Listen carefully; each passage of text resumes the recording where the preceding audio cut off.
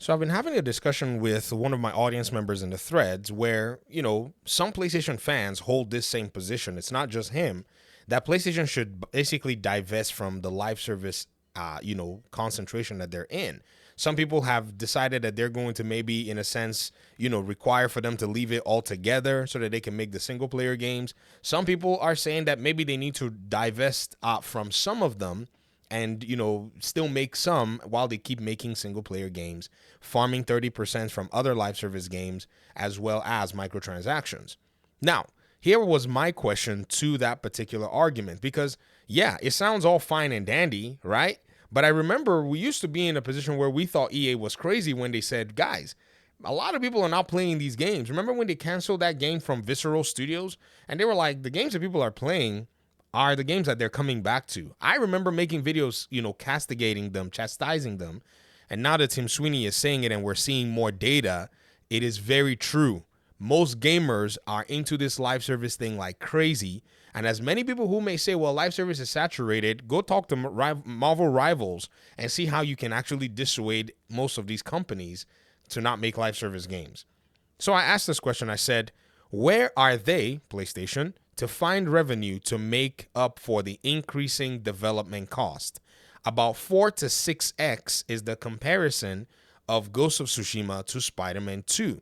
The development cost for Ghost of Tsushima was reportedly around $60 million. The development cost for Marvel Spider-Man 2 was leaked to be $315 million. If the going rate is somewhere between 60 and 300, we know it's going to be most likely over 100 because The Last of Us is about 200 and so on and so forth. How is PlayStation supposed to get that kind of revenue consistently? Also, when the games come out, you still have your burn rate where you have to still keep studios that are making your PC versions employed and all of those other expenses and costs. How do you get access to that money as PlayStation? And my audience member here, Arvons, replied and said, this is not a question only to Sony. Now, here's the big challenge here. I wish as PlayStation fans, if you like the PlayStation ecosystem, that you can actually take your time to focus on PlayStation, because almost every single time, the PlayStation fan cannot stop referencing or talking about Xbox whenever they're trying to answer a simple question. Now, maybe I'm guilty of it too sometimes, but again, we're beaming in on PlayStation because they're the ones who just canceled 2 more live service games on top of other cancellations and studio closures. And there's news coming out that Bend Studio developers, and this is news, I don't know how true it is, found out about the cancellation of their project as everybody else did. Now, you said this. You said, I think all publishers are going to try to deal with this. They all are. It's not only the cost of single-player games that's rising. Black Ops 6 cost $700 million to make, and Concord, $400 million allegedly. Xbox is also having to deal with this. Okay, again, I asked about PlayStation, but we all know Xbox. Their Black Ops game, their Call of Duty games, the net revenue that it makes, and when you actually look at the profit after cost, is absolutely a drop in the bucket. Does that make sense? Because again, Call of Duty is selling 25 million or more units every year in terms of the way it releases. It releases at the end of the year, and in the last 2 years has been the second highest selling game ever in those 2 years. One of the 2023 Call of Duty was behind Hogwarts Legacy, and the 2024 Black Ops game was behind the EA Sports FC game. Now, that's not the same situation with Marvel Spider-Man 2. Marvel Spider-Man 2 did not even come close in that category in terms of those two. It was basically half their sales on console. So again, you're looking at these single-player games and saying their costs are rising, but the PlayStation fans aren't buying the games. They are buying the Call of Duty game. So even if Call of Duty was to spend $1 billion like Rockstar's GTA to develop, they'll make their money back because the PlayStation fans, Xbox fans, PC people are all, number one, having access to it, and number two, going to buy it. PlayStation is not bringing its games yet, all of its big games yet, day one to PC, so it's losing out severely on a lot of sales. This is a reality that has to be dealt with, and that's why I said to focus on PlayStation so that we don't get lost in this conversation. So you said PlayStation as a platform can deal with this since they can get 30% of the sales of all games running there. The 30% is obviously not enough for growth. That's why they're looking for live service recurring revenue at 100% revenue gross, and then they can pull out their expenses and stuff from it, which the game, after it's sold its base, would have made its share back, and everything else is icing on top of it. Again, this is where PlayStation finds itself in a jam. For all games, regardless if they succeed or not, and for all publishers, it's best to get 30% from all publishers than to get 70% of only one publisher yourself. Again, this is where y'all are actually missing the point. You're already getting 30%, right? And that's not enough. What else do? You cannot force publishers to make more games. They're going to make games at their own pace. They're going to make games at their own, capability.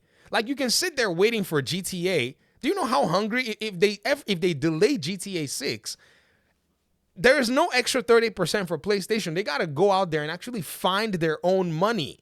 And that's what they're trying to do. The 70% that you are talking about on the PlayStation platform is 100% extra on top of all the 30% they're making, and 70% from Steam if they were to sell that game on Steam like Helldivers 2. It is additional revenue. That's why Shuhei, when he said, who would have thought that Helldivers 2 will outsell Marvel Spider-Man 2? He was shocked as well, because all that revenue is insane. Altogether, the game has basically outclassed Spider-Man 2. PlayStation sees it. They know that Spider-Man 2 would have sold well had it launched on PC. And so they're probably going to respond to the market as well.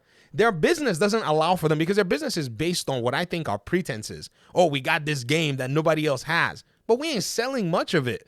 And that's exactly what the problem is. So you comparing PlayStation's live services to Call of Duty or Fortnite or anybody else doesn't really help in terms of what PlayStation is trying to achieve, because PlayStation fans aren't buying enough of these games. You said that is a constant stream of revenue, making Sony the largest company in gaming revenue. Again, they're the largest company in gaming revenue, but their own particular IPs and their expenses are high. Did you not see the chart that Tweaktown actually put up, where Sony, they had the highest gaming revenue, but Nintendo had the highest profits? Again, they're in a very weird place, because all they need is for just one thing to go bad, and they're really going to, which we're seeing traces of it right now. I don't want to draw any conclusions that say PlayStation is, going through all this craziness. I don't want to go mad, but if you're not seeing this, then I don't think you really want to. I think you're basically trying to tell yourself it's not happening. You said Xbox, on the other hand, is leaving hardware basically behind. Where did you get that from? You can't concentrate on PlayStation. You're making stuff about Xbox. When did they tell you that they were leaving hardware behind? Their executive told you that they were going to make new Xbox hardware. Sarah Bond said that. They said it's going to be the most innovation that you've seen in hardware. In fact, there's news and rumors right now talking about them basically trying to get their OS everywhere else on other devices. Then they're even talking about a potential handheld. They even talked about the fact that they've secured a deal, just like PlayStation, to use AMD. So why and where are y'all coming up with this PlayStation? Xbox is leaving the hardware business. Again, you have no answer for PlayStation except that they need to go get this one live service game or two that will bring in the revenue for them. And either they do that or they change their business model, day and date PC everything, to be able to make extra revenue to cover ground. But their exclusive paradigm is not even very, attractive anymore. Because again, no one is buying their console for their exclusives. People are just buying them because, again, brand recognition and brand name, which if the games that they're playing are accessible everywhere else, they're going to buy the platform that gives them more value for their money. And this reality right now has basically exposed PlayStation's business model as very weak, in my opinion. So when you say Xbox gets only 30% of the games they own, that's a lie. Where are you getting that from? Where are you getting that from? So I just told you that PlayStation is getting 70% from Helldivers on Steam. How would I agree with you that Xbox is getting only 30% of their own games from Steam, since their console is selling less every time? My dude, y'all need to stop this, deflection going on. You guys understand the reality. You just don't want to wake up to it. I have to tell you, though, it's very interesting that the question I asked you, I said, how is PlayStation going to get money? You had to cite a $3 trillion company that it's got basically deep pockets and went to go buy itself $70 billion worth of content and is still looking to buy more because they brought in so much money in 2017 cash that they could do that deal just with money sitting in offshore accounts. That was not adding anything or removing anything from them. They basically did not even wink when they made that purchase for Activision Blizzard King and Bethesda. Another acquisition around the $6, $7 billion, $8, $10 billion with FTC getting a new restructuring is definitely within the purview these next 4 years. And all of that is going to be for the Game Pass proposition. What do you think PlayStation is going to do to respond to this? They couldn't even buy Kadokawa. They had to buy more of a higher stake. They don't have that kind of money. This is what we're trying to tell y'all, that PlayStation is not in a position to mess around or gamble anymore or jump into these single-player games. And then at the same time, Intergalactic is already getting its comment section removed on its videos. So there's a mixed reception for that game by itself. How in the world are you going to be worried about Xbox in this particular regard because they sold 50% less hardware than PlayStation when Xbox does not depend on its hardware 100% and PlayStation does? I don't want to be the one to say it, but it seems to me that you can smell the aroma of a company that's basically cooking right now, and that is PlayStation. I think that from a software perspective, they're in a rock and a hard place. Their options are very minimal because they put themselves there. And that's how I think, for the most part, we really need these conversations happening in gaming. Thanks for watching. Peace out.